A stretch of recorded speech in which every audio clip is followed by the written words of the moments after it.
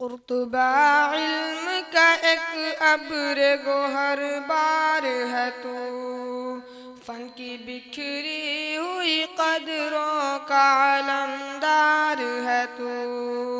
قرطبہ علم کا ایک ابر گوہر بار ہے تو، فن کی بکھری ہوئی قدروں کا علمدار ہے تو۔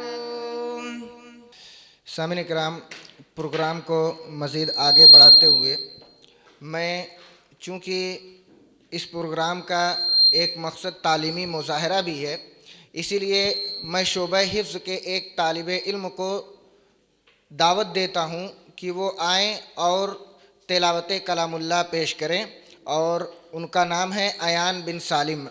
آئیں اور تلاوت کلام اللہ پیش کریں۔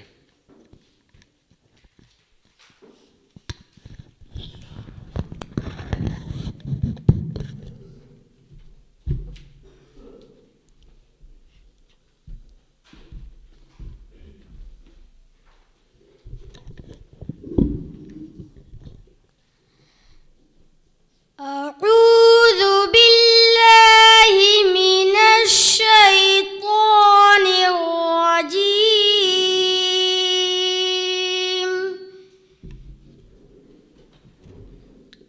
بسم الله الرحمن الرحيم.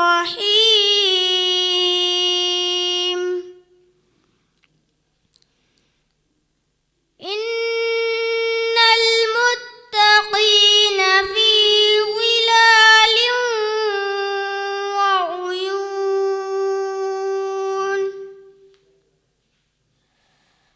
وفواكه مما يشتهون.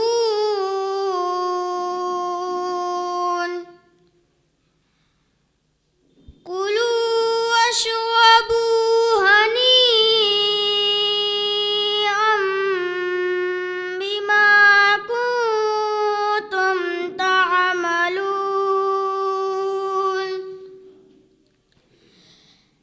إنا كذلك نجزي المحسنين.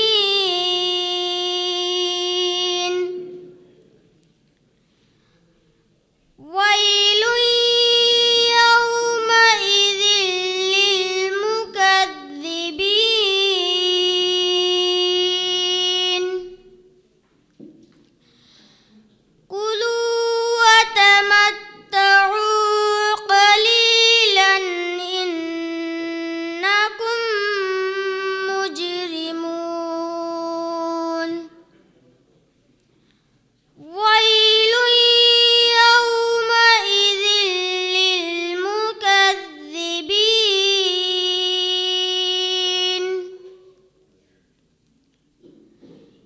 وإذا قيل لهم اركعوا لا يركعون.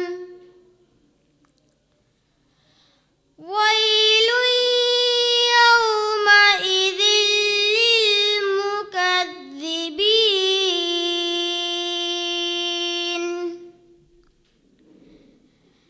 فبأي حديث بعده يؤمنون. صدق الله العظيم.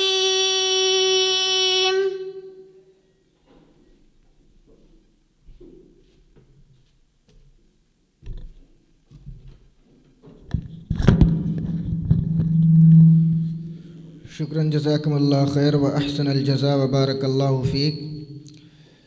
یہ تھے ایان بن سالم جو اپنی خوبصورت آواز میں کلام اللہ کی تلاوت پیش کر رہے تھے۔ اب اس کے بعد